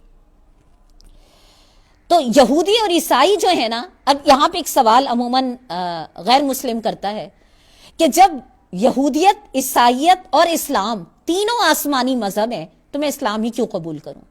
اس وقت مسلمان کو یہ بات سمجھانی مقصود ہے کہ نہ یہودیت آسمان سے اتری ہے، نہ عیسائیت آسمان سے اتری، آسمان سے ایک ہی دین اترا۔ قرآن نے بار بار کہا ہے کہ آسمان سے ایک ہی دین اترا اور وہ ہے اسلام۔ اور یہ جو موجودہ یہودیت اور عیسائیت ہے نا، یہ دین کی بگڑی ہوئی شکل ہے، ایک گروہ ہے جس نے اپنا نام جو ہے اس نے یہود رکھ لیا اور اس نے عیسائی رکھ لیا۔ نہیں تو اللہ کے کلام میں اللہ کی طرف سے بھیجے ہوئے پیغمبر نہ یہودیت لے کر آئے نہ عیسائیت لے کر آئے، صرف ایک دین لائے ہیں اور وہ ہے اسلام۔ اس لیے اللہ تعالیٰ نے یہاں یہ والی بات کہی ہے کہ جو لوگ یہودی بن گئے ہیں، اللہ نے یہودی نہیں پیدا کرا تھا، ان میں کچھ لوگ ہیں جو الفاظ کو ان کے محل سے پھیر دیتے ہیں، یعنی ظاہر ہے جب وہ اپنے اصل مقصد سے ہٹے تو پھر جو اللہ تعالیٰ نے جو الفاظ نازل کرے تو ان کے اصل مقصد سے ان کو ہٹا دیتے ہیں. کیسے؟ اس کی مولانا محترم نے جو تشریح یہاں کری ہے، آپ دیکھیے گا، یہ میں تشریح جب آپ کے سامنے پڑھوں گی نا، آپ کو لگے گا آج اس وقت پیارے نبی کی امت بھی 100% اسی حالات میں، انہی حالات میں گرفتار ہے نا. اس کے 3 مطلب ہیں. ایک یہ کہ کتاب اللہ کے الفاظ میں رد و بدل کرتے ہیں. دوسرا یہ کہ اپنی تعویلات سے آیات کتاب کے معنی کچھ سے کچھ بنا دیتے ہیں. اور تیسرا یہ کہ پیارے نبی صلی اللہ علیہ وآلہ وسلم اور آپ کے پیرووں کی صحبت میں آ کر باتیں سنتے ہیں اور واپس جا کر لوگوں کے سامنے غلط طریقے سے روایت کرتے ہیں. بات کہیں کچھ جاتی ہے اور اپنی شرارت سے کچھ کا کچھ بنا کے لوگوں میں مشہور کرتے ہیں تاکہ انہیں بدنام کیا جائے اور ان کے متعلق غلط فہمیاں پھیلا کر لوگوں کو اسلامی جماعت کی طرف آنے سے روکا جائے. اندازہ ہو گیا آپ کو کہ کتاب اللہ کے الفاظ کو ان کے محل سے یا اصل مقصد سے پھیر دینا کہ دراصل معنی کیا ہیں. یعنی اللہ کی کتاب کا جو مفہوم ہے اس کو اپنی مرضی سے، وہ ایک شعر علامہ اقبال نے کہا تھا نا، بڑا زبردست ہے، خود بدلتے نہیں قرآن کو بدل دیتے ہیں، کس قدر فقیہ ہیں اہلیان حرم. یعنی اللہ تعالیٰ کے الفاظ بتا رہے ہوتے ہیں کہ اس بات کا مطلب کیا ہے، لیکن اسے اپنی مرضی سے اپنے مفہوم پہنا دیتے ہیں. جیسے اس کے ایک میں چھوٹی سی اگر آپ کو مثال دوں تو عموماً خواتین کے حجاب کے بارے میں جو خواتین اس کی قائل نہیں ہیں تو آپ نے دیکھا ہوگا وہ حوالہ دیتی ہیں سورہ احزاب کی اس آیت کا کہ جہاں پہ ہے نا کہ مومن عورتوں سے کہو کہ اپنے اوپر چادروں کے پلو ڈال لو، تو وہ ایک جملہ پکڑ کے کہ اس میں پہلا جملہ ہے نبی کی بیویوں. تو اس کا مطلب یہ ہے کہ یہ چادریں ڈالنے کا جو حکم ہے یہ نبی کی بیویوں کے لیے، عام عورتوں کے لیے نہیں ہے. حالانکہ بالکل کلیئر کٹ بات ہے کہ نبی کی بیویاں تو سب سے زیادہ معاشرے میں محترم اور قابل تقلید مثال ہیں. جب ان جیسی با عزت عورتوں کے بارے کو یہ حکم دیا جا رہا ہے تو ان کو دراصل بنیاد بنا کے امت کی عورتوں کو رہنمائی دی جا رہی ہے کہ جب اتنی باحیا عورتوں کے لیے بھی یہ حکم ہے تو تم تو جو عام امت کی عورتیں ان کے لیے تو یہ حکم کس قدر لاگو ہونے والا حکم ہے. لیکن اس میں سے یہ کہنا کہ نہیں ہاں لکھا ہوا تو ہے قرآن میں لیکن تمام عورتوں کے لیے نہیں، حالانکہ اسی کے ساتھ ہے نماز قائم کرو اور زکوٰۃ دو. تو نماز قائم کرو اور زکوٰۃ دو تو ساری امت کے لیے ہے، لیکن چادروں کے پلو ڈال لینے کا حکم صرف نبی کی بیویوں کے لیے. یہ الفاظ کو رد و بدل کر دینا، ایسی بہت ساری مثالیں قرآن میں موجود ہے نا. دوسرا کیا کرتے ہیں؟ معنی کچھ سے کچھ بنا دیتے ہیں. تیسرا کیا کرتے ہیں؟ بات کو سنتے غور سے ہیں مگر جب لوگوں میں جا کے بیان کرتے ہیں تو لوگ ان کو بدنام کرنے کے لیے جیسے کہ لو بھائی لو، یہ تو دین اور سیاست کو سب کو ایک ہی جگہ کر دیتے ہیں. لو بھائی لو، ان کی تو دین اللہ سے شروع ہوتا ہے اور سیاست پہ جا کے ختم ہوتا ہے. حالانکہ حقیقت یہ ہے کہ اللہ کا دین آئین بھی ہے، حاکمیت بھی چاہتا ہے اور دستور بھی ہے، لیکن بجائے اس کے کہ صحیح بات آگے جا کے، چونکہ دل میں کجی لیے ہوئے آتے ہیں نا. یہ بات بھی ذہن میں رکھیے گا جو اس آیت میں اللہ تعالیٰ نے بتائی نا کہ جب دلوں میں ٹیڑھ لے کر آتے تھے، یعنی پیارے نبی کی محفل میں آتے تھے دلوں میں کجی لے کے آتے تھے، دماغ ادھر ادھر الجھتے رہتے تھے. آپ نے سورہ بقرہ میں پڑھا ہوگا کہ دماغ ادھر ادھر الجھتے رہتے تھے، تو اللہ کے نبی صلی اللہ علیہ وسلم کو جب دماغ ادھر ہوں گے تو ظاہر بات سمجھ میں نہیں آئے گی، تو زبان کو کھینچ کے کہتے تھے رائنا. اس کے عام معنی تو یہ ہے رائنا کہا جائے ذرا ہم سے رعایت کیجئے، یعنی بات کو دوبارہ کہہ دیجئے. لیکن وہ اپنے دل کا بخار اس طرح نکالتے تھے کہ رائنا کھینچ کے بولتے تھے. اس کے معنی تھے سن تو بہرا ہو جائے. آپ نے دیکھا دلوں میں کتنی قدورت رکھنے والی قوم ہے. میں تو صرف جب سورہ آل عمران اور سورہ بقرہ میں اللہ تعالیٰ نے بڑی تفصیل کے ساتھ اس قوم کا نقشہ کھینچا ہے، ویسے تو ہر صورت میں تقریباً ہے لیکن وہاں بڑا مفصل ہے. یہ پڑھ کر اندازہ ہوتا ہے کہ جس قوم کے بارے میں سورہ آل عمران میں اللہ تعالیٰ کہہ رہا ہے تم ان سے محبت رکھتے ہو، یہ تم سے محبت نہیں رکھتے، ان کا بس چلے تو تمہاری دشمنی میں اپنی انگلیاں چبا ڈالیں. یہ اللہ کے پیارے نبی صلی اللہ علیہ وسلم کی محفل میں آتے تھے، دلوں میں کجی لے کے آتے تھے، بات سنتے کسی طرح سے تھے، موڑ توڑ کے کسی طرح بیان کرتے تھے. اور جو ہمارے پیارے نبی صلی اللہ علیہ وسلم جیسی مقدس شخصیت پر بھی اپنے دل کا بخار نکالنے سے نہیں چوکتے تھے وہ ان کی امت کو بخش دیں گے. لیکن آج پیارے نبی کی امت کی مروبیت دیکھیے، ان کا چلایا ہوا میڈیا وہ ہمارا میڈیا بنتا جا رہا ہے. جو وہ سجھاتے ہیں وہ ہم سوچنے لگ جاتے ہیں، ہمیں پتہ نہیں اس کے پیچھے یہودی دماغ اور یہودی سرمایہ کام کر رہا ہے. وہ کیسے ہمارے لیے خیر اور بھلائی کے معاملات جو ہے وہ ہمیں منتقل کرے گا. مگر ہم آنکھیں بند کر کے ان کے جملوں پہ یقین کر لیتے ہیں. ان کا نظام تعلیم، ان کا نظام تجارت، کس کس چیز کو گنا جائے آپ یہ دیکھیے 2.5% ہے بمشکل دنیا کا، لیکن پوری دنیا کے وسائل پہ کس طرح قبضہ کر کے بیٹھا ہوا ہے. سوچنے والی بات ہے. تو ان آیتوں میں اللہ تعالیٰ اس کی وہ دشمنی جو اس وقت بھی تھی اور اب تو ظاہر ہے کس درجے پر ہے، جو ساری نشانیاں ہیں، میں ان کی تفصیل میں نہیں جا رہی کہ کس قدر اس کو امت سے نفرت ہے. تو اللہ تعالیٰ نے کیا کہا، یعنی زبانوں کو موڑ موڑ کے، یعنی جب اللہ کے احکام سنائے جاتے ہیں تو زور سے کہتے ہیں سمینا، ہم نے سن لیا، اور آہستہ سے کہتے ہیں اسوائنا، ہم نے قبول نہیں کیا، یا اتوانا، ہم نے قبول کیا کا لفظ اس انداز سے لچکا کے کہتے ہیں کہ اسوائنا بن جاتا ہے.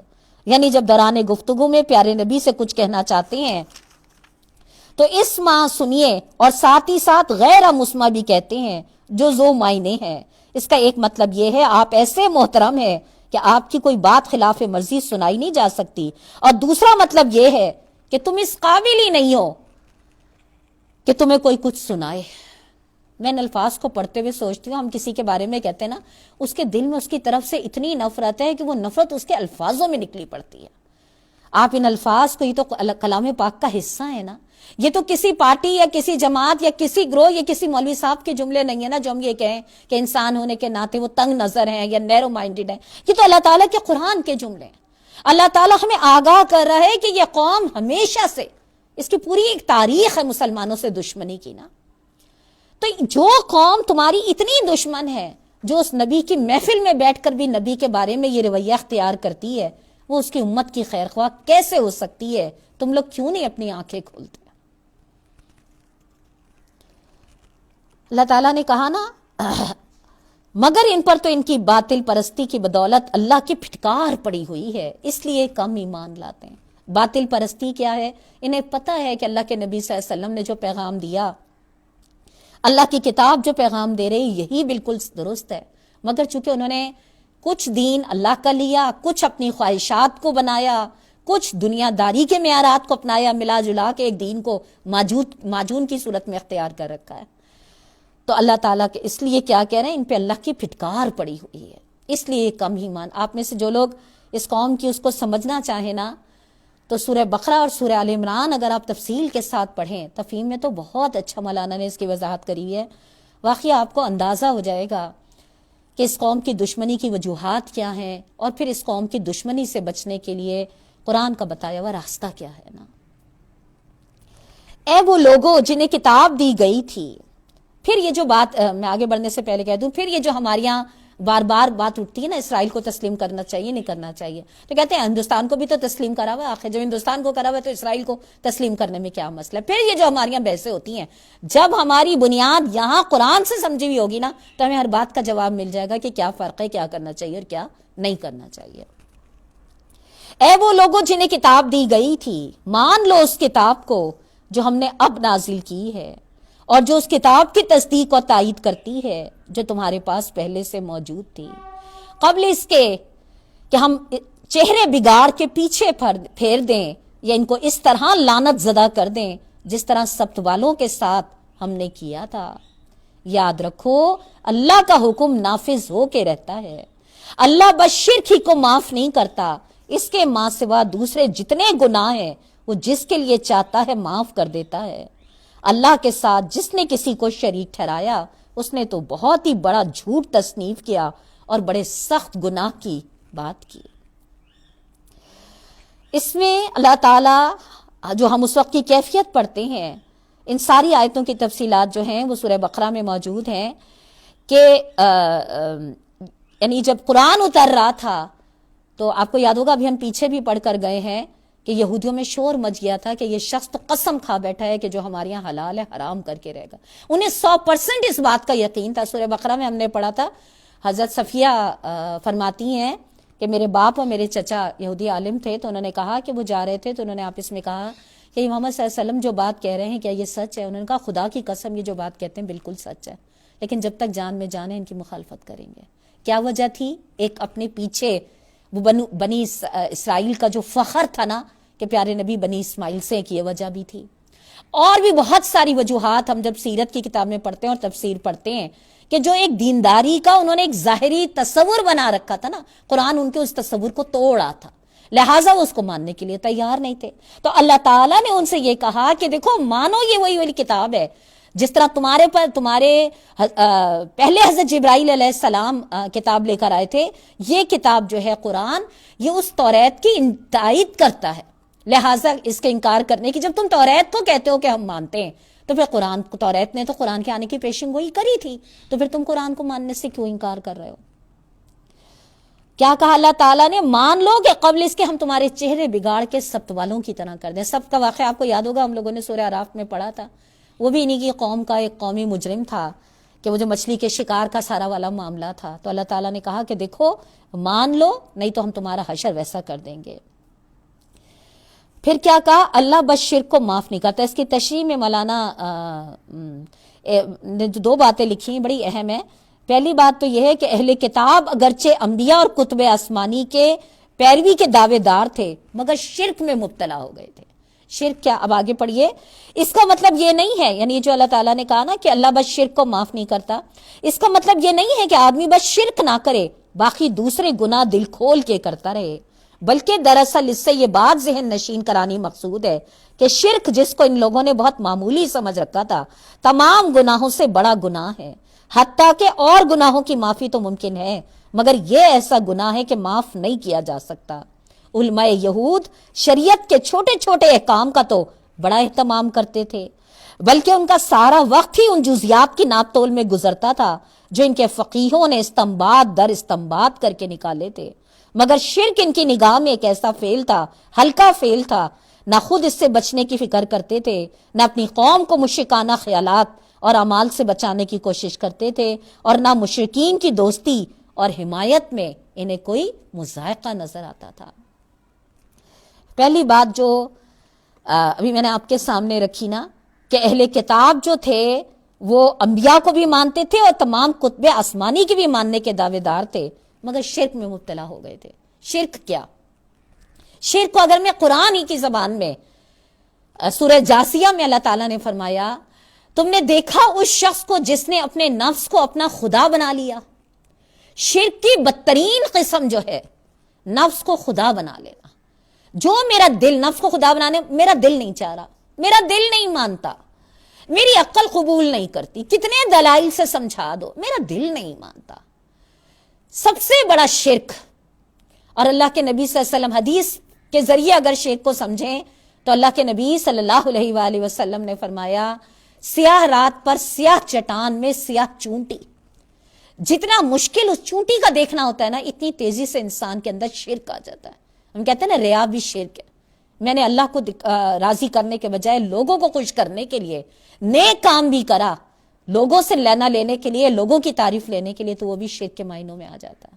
اللہ تعالیٰ ہمیں یعنی میں اس کو پڑھتے میں سوچتی ہوں کہ آپ یہ دیکھیے، ابھی جو اس وقت کورونا اور دیگر حوالے سے جن بیماریوں کے بارے میں ہم سمجھتے ہیں کہ خطرناک ہیں یا ایسی ہیں، ایک سمٹم بھی ان کا آ جائے نا، ایک علامت بھی ان کے جسم میں نظر آئے نا، سانس میں محسوس ہو، بول چال میں، تو ہم فوراً کہتے ہیں ٹیسٹ کرا لو، کہیں ایسا نہ ہو، اللہ نہ کرے کہ خدا نہ کرے ایسا مسئلہ ہونا.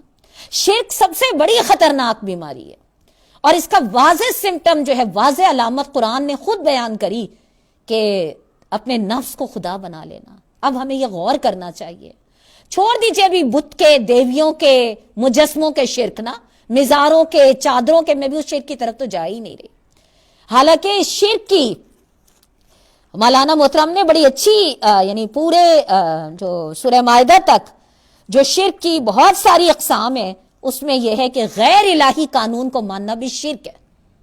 پھر شرک کی 4 اقسام ہیں: شرک بالذات، شرک بالصفات، شرک بالحقوق اور شرک بالاختیارات.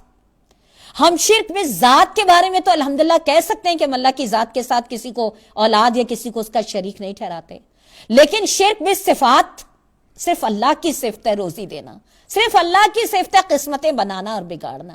شرک بالحقوق صرف اللہ کا حق ہے کہ وہ ہماری زندگی میں جائز اور ناجائز کے پیمانے مقرر کرے. صرف اللہ کا اختیار ہے کہ اس سے ڈرا جائے اور اس سے شدید محبت کی جائے، اس کی اطاعت کی جائے. ایک قسم شرک کی چھوڑ کے شرک بالذات والی، اگر 3 شرک کی اقسام میں ہم کہیں نہ کہیں داخل ہو رہے ہیں تو میری بہنوں ابھی تو ہمارے لیے اصلاح کا موقع باقی ہے. ہمیں اپنی حالت پر اللہ نے توبہ کا دروازہ کھلا رکھا ہوا ہے. جہاں پہ بھی میں یہ دیکھوں، بجائے اس کے کہ میں اس شرک کو بتوں اور دیویوں میں صرف ڈھونڈوں، میں یہ دیکھوں کہ جہاں پہ بھی اللہ اور اس کے رسول کی بات پہ میری اپنے دل کی بات حاوی ہو جاتی ہے. نماز کا حکم ہے، سچ بولنے کا حکم ہے، لوگوں کے حقوق ادا کرنے کا حکم ہے، اللہ کے دین کو اللہ کی زمین پہ پھیلانے کا حکم ہے. میں یہاں پہ اللہ کے حکم کے بجائے ایکس وائی زیڈ اور بہت ساری چیزوں میں لگی پڑی ہوں. شرک کیا کہا؟ اللہ شرک کو معاف نہیں کرتا، باقی جس کے لیے جو گناہ چاہے معاف کر دے.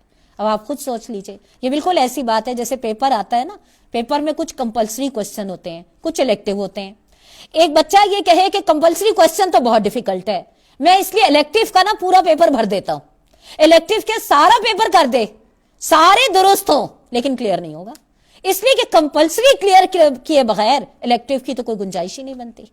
وہی ہماری حالت ہے کہ اور چھوٹے چھوٹے کام، دعاؤں کے پرچے بٹوائیں گے، قرآن چھپا کے بٹوائیں گے، سردی میں لحاف بھی تقسیم کر دیں گے، اور کیا کریں گے، اور مسجدیں بھی بنوا دیں گے، اور کیا کریں گے، غریبوں کا علاج بھی کرا دیں گے، سب کچھ کریں گے. سب کچھ کرانا چاہیے، اس سے کوئی بھی انکار نہیں ہے، سب نیکی کے کام ہے. لیکن جو اپنا دل چاہے وہ تو کر لیں گے، لیکن جو دل کی مرضی کے پورا نظام حرام کمائیوں پہ چل رہا ہے، بے حیائیوں کا کاروبار ہے، اللہ کے حکم کا سر عام مذاق اڑانے والے ہمارے پہ حکمران ہیں.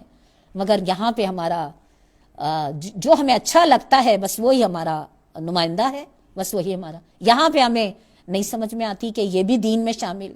حالانکہ حقیقت یہ ہے، ہم پڑھ رہے تھے نا سورہ بنی اسرائیل، ہماری ایک اور جگہ چل رہی تھی کہ شرک کی اقسام میں ایک یہ کہ جن کی ہم پیروی کرتے ہیں، جن کو ہم اپنا لیڈر بناتے ہیں، جن کو ہم اپنی قیادتوں کے لیے، چاہے وہ مسجدوں کے امام ہو، چاہے وہ ریاستوں کے حکمران ہو، ہر سطح پہ اللہ تعالیٰ جو معیار بتا رہا ہے، میں نے اس کے بجائے اپنی پسند ناپسند کے معیار کی بنا پہ کسی کو اپنا آئیڈیل بنایا ہوا ہے. یہ کیا ہے؟ یہ بھی شرک ہے.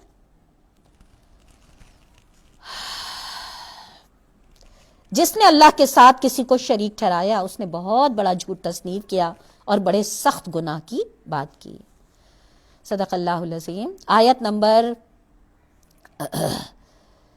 50 تک ہماری تلاوت ہوئی تھی اور تشریح میں نے آیت نمبر 48 تک لی ہے. انشاءاللہ زندگی ری ٹائم ہمارا پورا ہو گیا. انشاءاللہ اگلی دفعہ جو ہے وہ پھر آیت نمبر 50 سے ایک آیت بیچ میں رہ گئی ہے، یہ انشاءاللہ میں اگلی اس آیت کے ساتھ ہی لینے کی کوشش کر لوں گی انشاءاللہ. دعا کر لیتے ہیں. اعوذ باللہ من الشیطان الرجیم، بسم اللہ الرحمن الرحیم. اللہم صلی علی محمد وبارک وسلم علیہ. یا حی یا قیوم برحمتک استغیث. سبحان اللہ بحمدہ، سبحان اللہ العظیم، سبحان اللہ بحمدہ وعدد خلقہ ورضا نفسہ وزینت عرشہ ومداد کلماتہ. ہم سے بہت محبت کرنے والے پروردگار، آپ کے کلام میں اللہ ہم نے دینداری کے جن تقاضوں کو سمجھا ہے، جس خطرناک بیماری شرک سے کی آگاہی آپ نے ہم کو دی ہے، اللہ تعالیٰ ہمیں اس شرک خفی سے اور شرک جلی سے دونوں سے محفوظ کر دے. اے اللہ تو ہماری نسلوں کی حفاظت کرنے والا بن جا. اے اللہ ہمیں اس خطرناک بیماری سے اپنی پناہ عطا فرما دے. اے پاک پروردگار، اے اللہ اپنی رحمت سے اللہ ہمیں اپنی قرآن کی آیتوں کا جو فہم تو نے عطا کرا ہے، اللہ تعالیٰ ہمیں اپنی زندگی کے معاملات اس کے مطابق مرتب کرنے کی توفیق دے دے. اللہ ہمیں کتاب اللہ کی آیتوں کو ان کے صحیح مفہوم سے سمجھنے کی توفیق عطا فرما دے. اے اللہ یہ تیرا کلام ہے، ہماری عقلیں ہماری سمجھیں بہت تھوڑی ہیں. اے اللہ ہم شیطان مردود سے اے اللہ بچنا چاہتے ہیں، اللہ تیری پناہ ہمیں آنا چاہتے ہیں. اللہ ہمیں اپنی کتاب کی آیتوں سے صحیح حکمت اور سمجھ لینے والا بنا دے، اپنے معاملات کے لیے رہنمائی لینے والا بنا دے. اللہ ہمارے عمل کی کمزوریوں کو معاف کر دے. اللہ ہماری نسلوں کو ہمارے لیے بہترین صدقہ جاریہ بنا دے اور ہم کو اپنے والدین کے لیے بہترین صدقہ جاریہ بنا دے. اے اللہ جو لوگ تیری زمین پہ تیرے قرآن کو قائم کرنے کے لیے جدوجہد کر رہے ہیں، اللہ ان کی مدد کر دے. اللہ ان کا حامی اور مددگار بن جا. اے اللہ جو تیرے راہ میں ستائے جا رہے ہیں، اللہ تو ان کا غمگسار بن جا. اے اللہ ہمارا دل دنیا کی لذتوں سے ہٹا کر آخرت کی نعمتوں کی طرف لوٹا دے۔ اللہ ہم سب کو اپنی اپنی قبروں کی تیاری کی توفیق دے دیجئے۔ اے اللہ جان کنی کا وہ وقت اللہ جب کوئی کسی کے کام نہ آئے گا، اللہ اس وقت میں ہماری بہترین مدد فرما دیجئے گا۔ اللہ تعالی ہمارے تمام مرحومین کی مغفرت فرما دیجئے اور ہماری جنت میں ان سے اچھی جگہ ملاقات کرا دیجئے گا۔ اے اللہ بخش دیجئے ہمارے تمام زندوں کو اور ہمارے مردوں کو، ہمارے عورتوں کو اور ہمارے بچوں کو۔ اے اللہ اللہم اصلح عاقبتنا فی الامور کلہا، اللہ ہمارے دنیا کے تمام معاملات کی اصلاح فرما دیجئے، ہماری کمزوریوں سے درگزر فرما دیجئے، ہماری غلطیوں کو معاف کر دیجئے اور ہمیں صراط مستقیم پہ استقامت عطا فرما دیجئے۔ ہمیں دین کو اس کی روشنی، اس کے مقصد سے سمجھنے اور پھر اس مقصد کو ادا کرنے کے لیے اپنی زندگیوں کو لگانے والا بنا دیجئے، اور جب اپنے پاس بلائیے تو اس حال میں کہ آپ ہم سے راضی ہوں، اپنے انجام سے خوش ہوں۔ اے اللہ آپ کے عذاب کی جو صورتیں اس وقت دنیا میں بیماریوں کی صورت میں، عذابوں کی صورت میں موجود ہیں، اللہ اپنی رحمت سے ہم کو، ہماری نسلوں کو اس سے محفوظ فرما دیجئے۔ ربنا تقبل منا انک انت السمیع العلیم وتب علینا انک انت التواب الرحیم۔ صلی اللہ تعالی علی خیر خلقہ محمد وآلہ وصحبہ وذریاتہ وآل بیتہ اجمعین برحمتک یا ارحم الراحمین آمین۔ تمام سامعین کو السلام علیکم ورحمۃ اللہ وبرکاتہ۔